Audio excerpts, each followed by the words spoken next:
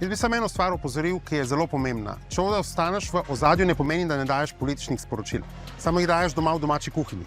To pa seveda ne pomeni dejansko, da to ne vpliva na celoten bodisi zakonodajni, bodisi izvršen proces. Tako da tu moramo biti previdni, ko sodimo, kdo daje politična sporočila, pa kdo jih ne daje, oziroma kdo je bolj v ozadju, pa kdo je bolj v ospredju. Prva dama Štefka Kučan je dejansko postavila neke gabarite, je bila nekako, bi rekel človek, nek alter ego, skratka, bi rekel, v navednicah, kot smo ji včasih rekli, celo mati naroda. Po Janezu Drnovšku, ki partnerice ob sebi ni imel, jo je nasledila Barbara Miklič-Tirk.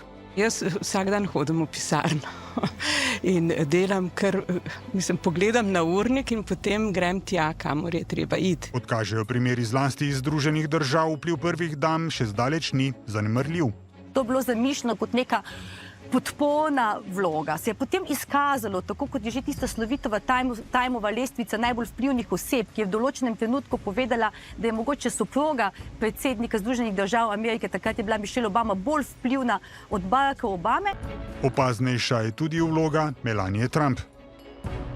I have my own thoughts. I have my own yes and no. I don't always agree what my husband is saying or doing. To so primeri, ki niso nepomembni in jih ne velja čez njih kar zamahniti z roko pa reči, da je to nepomembno. To so zelo pomembni primeri.